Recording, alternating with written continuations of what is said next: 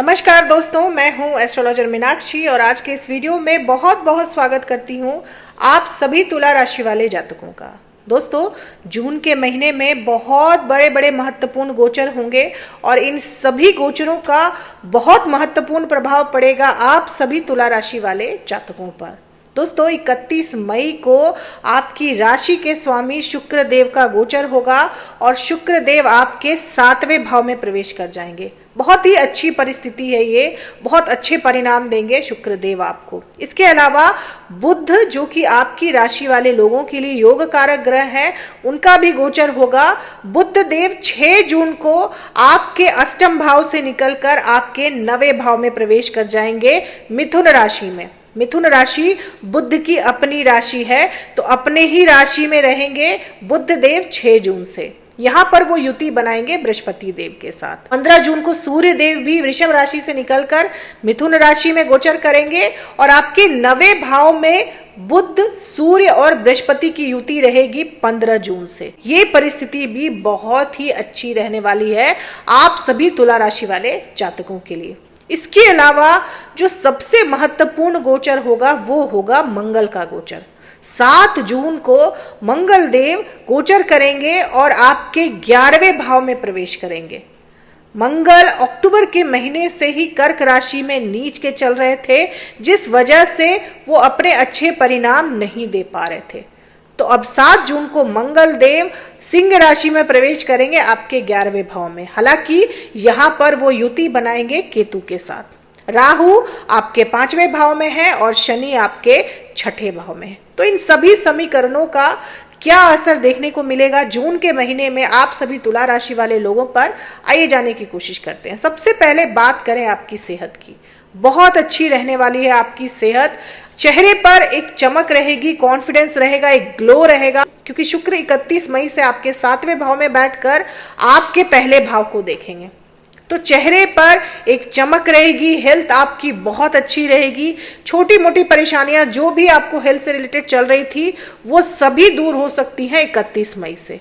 बहुत ही अच्छी परिस्थिति रहेगी हेल्थ के लिए। अब आप ज्यादा ध्यान देंगे अपना, क्योंकि शुक्र जो है वो खूबसूरती के कारक है, वो सुंदरता के कारक है, और जब वो पहले भाव को देखेंगे तो कहीं ना कहीं आप अपना और ज्यादा ध्यान रखेंगे, अपने प्रति आप ज्यादा कॉन्शियस हो जाएंगे, अपनी ग्रूमिंग पर, अपनी ड्रेसिंग सेंस पर, अपने पहनावे ओढ़ावे पर अब आप पहले से ज्यादा ध्यान देंगे। पर्सनालिटी में निखार आएगा, आप अट्रैक्टिव लगेंगे, लोग आपके तरफ आकर्षित होंगे, क्योंकि शुक्र जो है वो आकर्षण भी देता है।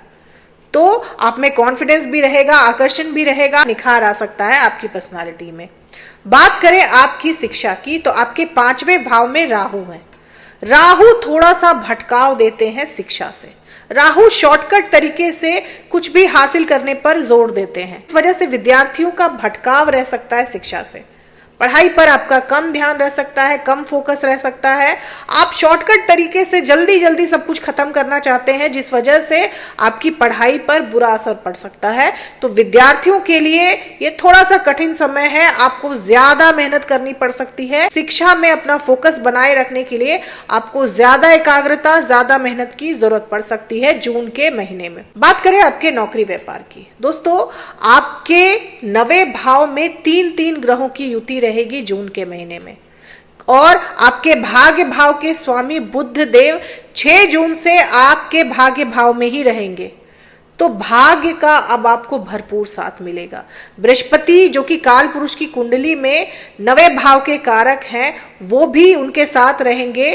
तो अब जो रुकावटें आपके कामों में आती थी, आप कोई भी काम करने जाते थे तो आपका काम स्मूथली नहीं होता था, कोई ना कोई रुकावट हर वक्त आ जाती थी, क्योंकि भाग्य का साथ नहीं मिलता था।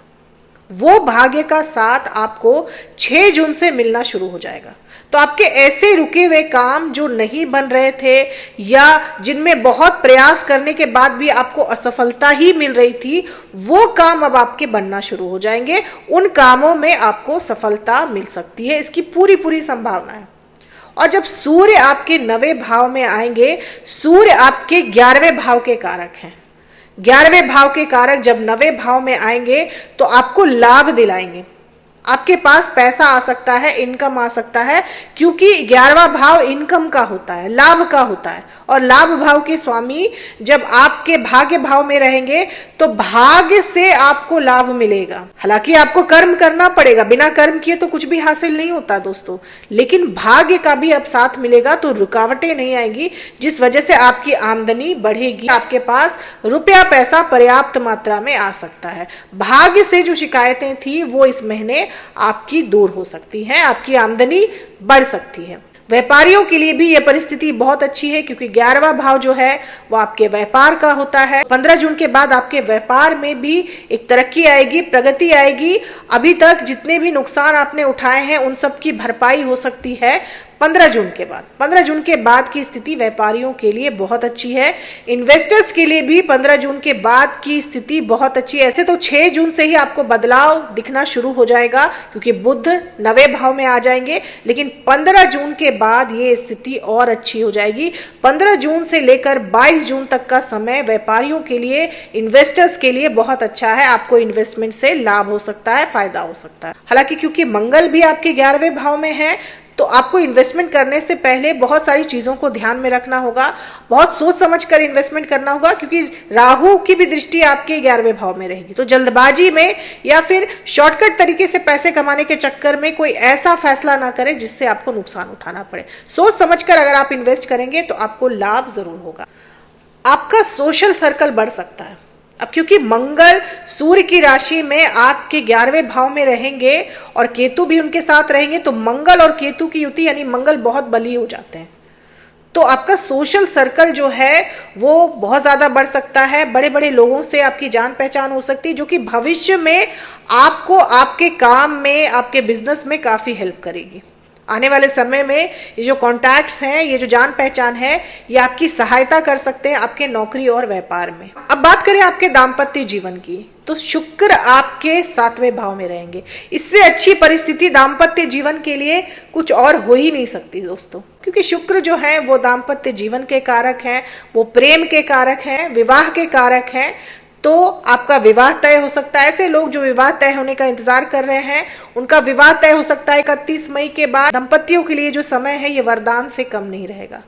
आप अपने वैवाहिक जीवन में उच्च कोटि का सुख भोग सकते हैं। अभी तक जितनी भी परेशानियां थी आपके दाम्पत्य जीवन में, उन सभी से आपको छुटकारा मिल सकता है, क्योंकि शुक्र आपके 7वें भाव में रहेंगे।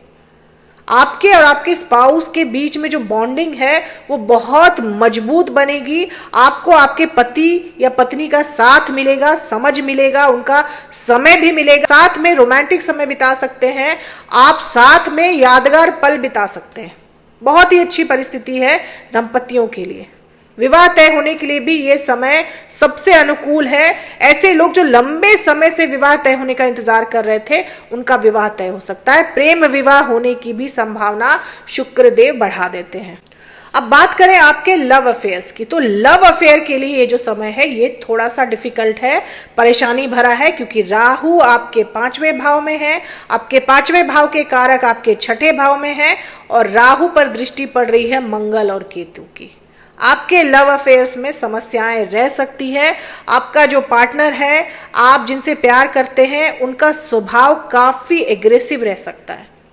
वो आपके प्रति काफी एग्रेसिव बिहेवियर दिखा सकते हैं। आपको ऐसा फील हो सकता है कि वो आपको बिल्कुल भी नहीं समझ रहे हैं। हालांकि यहाँ पे एक परिस्थिति और बनती है दोस्तों, कि हो सकता है कि आप किसी पुराने टॉक्सिक रिलेशनशिप से निकलकर नए रिश्ते में जुड़ जाएं, क्योंकि राहु जो है वो एक्सपेंशन देते हैं और केतु डिटैचमेंट देते हैं।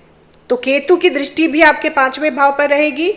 तो आप किसी पुराने रिश्ते से डिटैच होकर नए रिश्ते में जुड़े, इसकी संभावना राहु और केतु की ये दृष्टि बना सकती है यहाँ पर, क्योंकि 5वां भाव आपके संतान से भी जुड़ा होता है और 5वें भाव में राहु है और यहाँ पर दृष्टि पड़ रही है केतु और मंगल की। तो संतान से संबंधित चिंता रह सकती है, आपको परेशानियां रह सकती है। आपकी संतान थोड़ा एग्रेसिव बिहेवियर कर सकती है, आपकी संतान से आपका मतभेद रह सकता सकता है, इसकी संभावना बढ़ जाती है इस महीने। उपाय के तौर पर आप विष्णु सहस्त्र नाम का जाप कर सकते हैं प्रत्येक दिन। आप अपने बच्चे से भी करवा सकते हैं। इससे आपके बच्चे का जो एग्रेसिव माइंड है वो कंट्रोल में रहेगा और आपके बच्चे के बीच में समझ बनेगी, अंडरस्टैंडिंग बनेगी और आपका बच्चा अपनी शिक्षा पर भी ज्यादा ध्यान दे पाएगा। तो दोस्तों, ये थी मेरी एनालिसिस तुला राशि वाले लोगों के लिए जून के महीने की। उम्मीद करती हूँ कि वीडियो से आप लोगों को हेल्प मिली होगी। अगर वीडियो से हेल्प मिली हो तो चैनल को सब्सक्राइब करें, लाइक करें, शेयर करें, कमेंट करें और बेल आइकन जरूर दबा दें दोस्तों। तब तक के लिए जय माता दी, जय श्री राम।